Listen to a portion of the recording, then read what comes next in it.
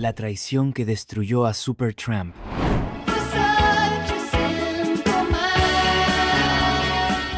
¿Romperías una promesa que hiciste junto a tu mejor amigo solo por dinero? Supertramp lanzó The Logical Song y de repente estaban en la cima del mundo. No sospechaban que esa melodía perfecta sería el objeto de la traición más absurda de la música. Quédate hasta el final, porque el desenlace de esta historia dice mucho sobre la industria musical, la fama y el dinero.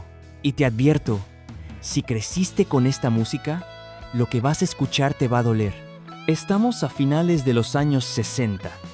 En Inglaterra, un joven millonario holandés llamado Stanley Miesegaes decide que quiere invertir su fortuna en algo diferente, una banda de rock. Sin perder tiempo, Miesegaes pone un anuncio en una revista musical buscando músicos, y de ese anuncio surge el embrión de lo que sería Supertramp. El nombre de la banda, por cierto, viene de un libro, The Autobiography of a Supertramp, escrito por un poeta vagabundo galés llamado William Henry Davies. Un tipo que recorrió el mundo sin dinero, viviendo de la generosidad ajena y escribiendo sobre la libertad. Ese espíritu de vagabundo romántico, de rechazar las convenciones sociales, estaba en el ADN de la banda desde el principio. Aunque ese espíritu terminaría siendo aplastado por las mismas fuerzas que la banda criticaba en sus canciones. Pero para eso aún falta. El líder original era Rick Davies, un tipo de Swindon, Inglaterra, con una personalidad pragmática, los pies en la tierra y un amor profundo por el blues y el jazz. Rick era el realista, el que entendía que la música era también un negocio. Era reservado, a veces frío, pero tenía un talento innegable para crear atmósferas densas y canciones con peso. Había crecido en un ambiente de clase trabajadora, y eso le daba una perspectiva muy especial sobre el éxito y el dinero. Poco después llegaría Roger Hodgson, y aquí es donde la cosa se pone interesante. Roger era todo lo contrario. Venía de una familia acomodada, había estudiado en internados británicos de élite, pero su alma era la de un hippie espiritual. Su voz era aguda, casi angelical, y sus composiciones tenían una cualidad etérea, como si vinieran de otro plano. Roger era el soñador, el que miraba las estrellas mientras Rick contaba las facturas. Mientras Rick había aprendido que el dinero era seguridad, Roger lo veía casi como un obstáculo para la pureza artística. Cuando se juntaron a crear, algo mágico ocurrió. Era como mezclar tierra y cielo, como juntar a Lennon con McCartney, pero en versión rock progresivo británico. Sus personalidades chocaban constantemente, pero creativamente se complementaban de una manera que ninguno podía lograr solo. Sin embargo, esta historia no es tan bonita como muchos piensan. Antes de seguir, nos gustaría saber cómo te llamas y qué edad tienes. Déjalo en comentarios. Sigamos. Los primeros años fueron duros, brutalmente duros. Los dos primeros álbumes de Supertramp pasaron sin pena ni gloria. Temas como Your Papa Don't Mind demostraban potencial, pero no mucho más.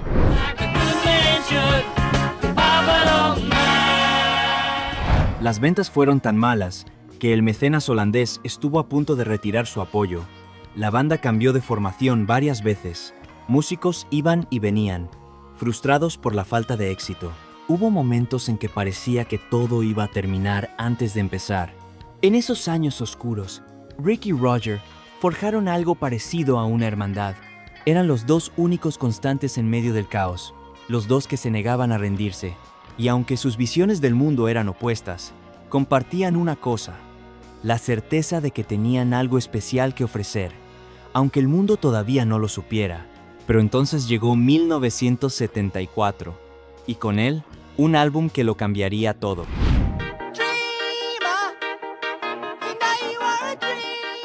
Crime of the Century no fue solo un disco, fue una declaración de intenciones. Las canciones hablaban de alienación, de locura, de la presión aplastante de la sociedad moderna. Era ambicioso, oscuro, brillantemente producido, y funcionó a la perfección. Las radios empezaron a prestarles atención. Los críticos los tomaron en serio. Por primera vez, Supertramp tenía un lugar en el mapa.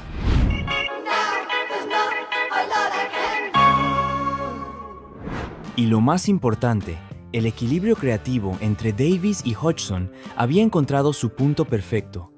Cada uno componía sus propias canciones, pero las grababan juntos, fusionando sus estilos. Rick aportaba la oscuridad, el realismo, el peso. Roger aportaba la luz, la melodía, la esperanza agridulce.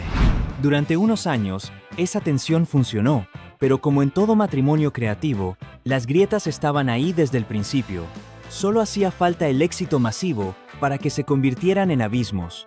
Deja tu like si te está gustando la historia. Sigamos. Con el respaldo de crítica y parte del público, Supertramp no perdería tiempo y se pondría a trabajar en su próximo álbum. Tuvimos que esperar 5 años, pero la espera valió la pena, porque en 1979, Breakfast in America vio la luz.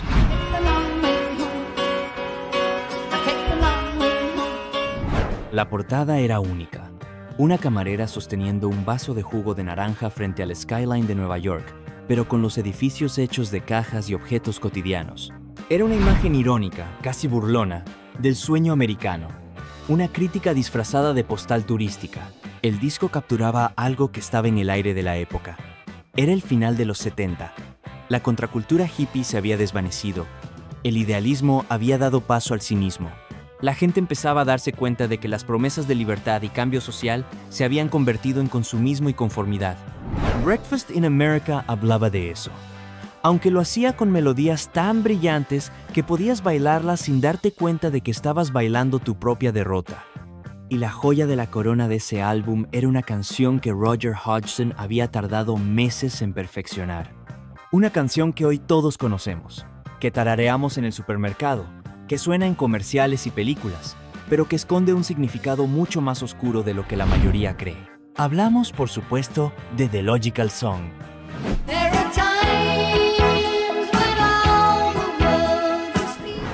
Cuando escuchas esa canción por primera vez, especialmente si eres joven, parece un tema alegre.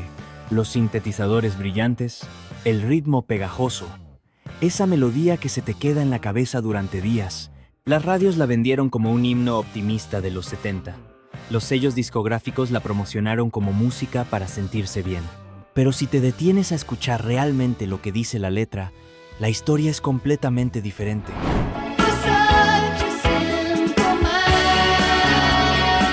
Roger escribió esa canción desde un lugar de dolor muy personal. De niño, lo enviaron a un internado británico. En esos años, los internados ingleses eran lugares fríos, diseñados para convertir a los niños en adultos funcionales, productivos, obedientes. La creatividad se castigaba, la individualidad se aplastaba. Te enseñaban a ser sensato, lógico, responsable, práctico.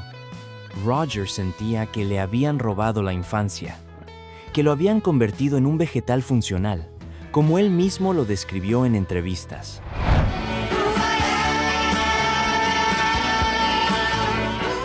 La canción es un lamento por la pérdida de la inocencia, por cómo la sociedad nos obliga a abandonar la magia de ser niños para convertirnos en engranajes del sistema. Es una denuncia existencial disfrazada de canción pop. Hay una línea en la canción que resume todo. Please tell me who I am. Por favor, dime quién soy. Es el grito de alguien que ha perdido su identidad en el proceso de convertirse en lo que otros esperaban de él. Es devastador cuando realmente lo escuchas. Quizás tú mismo la cantaste así. A los 20 años, era solo una melodía pegajosa. Pero pasan las décadas, y un día te encuentras en un trabajo que odias, haciendo cosas que no te representan, siendo exactamente el adulto sensato y práctico que prometiste nunca ser. Y entonces la letra golpea diferente. Nos convertimos en lo que la canción advertía. Breakfast in America vendió más de 20 millones de copias en todo el mundo. Fue el álbum más vendido del año en varios países. Ganó premios, llenó estadios, y The Logical Song se convirtió en el tema más emblemático de Supertramp. El problema fue que esa canción era de Roger, no de la banda, de Roger Hodgson específicamente. Y eso convirtió a Roger en la cara visible, la voz reconocible, el genio indiscutible de Supertramp ante los ojos del público. Rick Davis tenía sus propios éxitos. Canciones brillantes como Bloody Well Right o su contribución a Crime of the Century. Pero cuando la gente pensaba en Supertramp, pensaba en la voz aguda de Roger cantando sobre ser lógico y sensato. Y eso Rick no lo pudo soportar. El éxito masivo tiene una cualidad curiosa. Puede destruir o unir. En el caso de Supertramp, eligió destruir. ¿Cuál es tu canción favorita de Supertramp? Déjala en comentarios. Después de Breakfast in America, la tensión entre Roger y Rick se volvió insostenible. Ya no era solo una diferencia de estilos musicales, era una diferencia de visiones de vida. Roger quería bajar el ritmo. Había ganado suficiente dinero, tenía una familia, quería pasar tiempo con sus hijos, vivir en la naturaleza, alejarse de la máquina trituradora que era la industria musical. Para él, la música era expresión del alma, no un negocio. Sentía que seguir girando sin parar era traicionar el espíritu mismo de las canciones que había escrito. Rick veía las cosas de manera opuesta. Había crecido sin nada. Había trabajado toda su vida para llegar a ese momento. Ahora que tenían el éxito, había que exprimirlo. Más giras, más discos, más dinero. Para Rick, retirarse en la cima era desperdiciar todo lo construido. Era, en cierto modo, escupir en la cara de su yo adolescente que había soñado con esto. Grabaron 2 álbumes más juntos, pero la magia se había evaporado. Las sesiones de grabación eran tensas, y a pesar de que seguían derrochando talento en canciones como It's Raining Again, algo se había roto.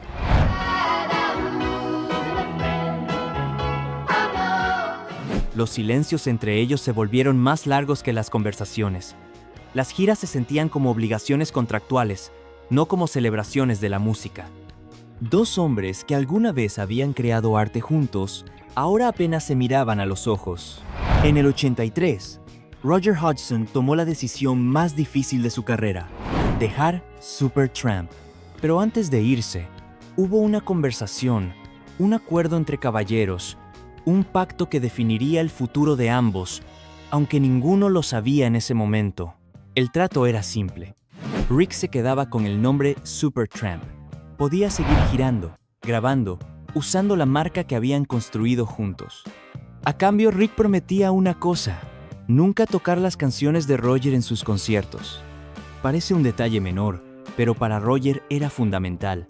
Sus canciones eran casi autobiográficas. The Logical Song hablaba de su infancia. Dreamer hablaba de sus sueños. Give a Little Bit hablaba de su filosofía de vida. Para él, sus creaciones eran como sus hijos.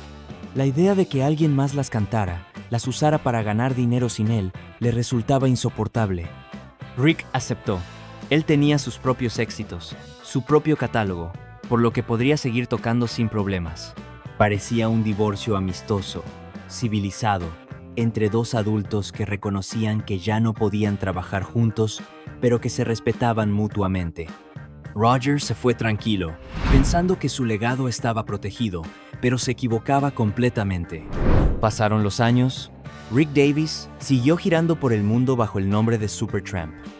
Nuevos músicos, nuevas formaciones, pero siempre la misma marca. Y aquí es donde la historia se vuelve oscura.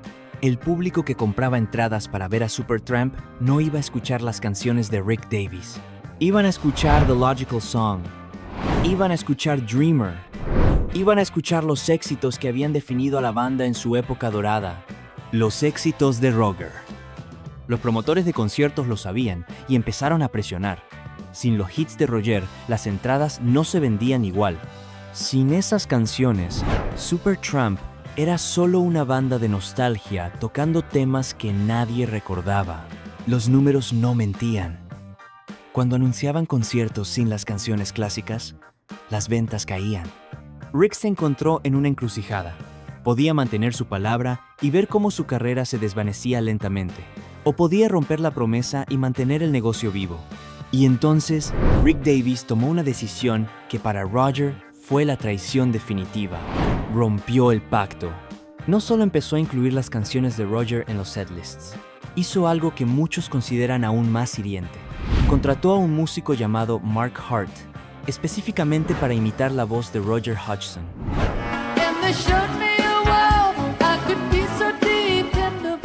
Imagina esto por un momento. Imagina que escribes una canción sobre tu infancia, sobre tus heridas más profundas, sobre la pérdida de tu inocencia. Te vas de la banda pensando que esa canción está protegida. Y años después, Enciendes la televisión y ves a tu antiguo socio en un escenario, con un tipo que nunca conociste, imitando tu voz, cantando tu historia, cobrando por tu dolor. Roger lo describió en entrevistas como una de las experiencias más dolorosas de su vida. No era solo una cuestión de dinero o derechos, era personal. Era ver cómo convertían sus confesiones más íntimas en un producto de entretenimiento. Roger intentó detenerlos.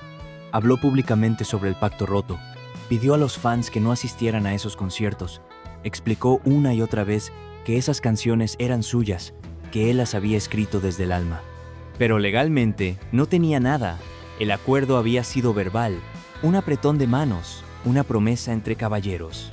Y las promesas entre caballeros, en la industria musical, se las lleva el viento.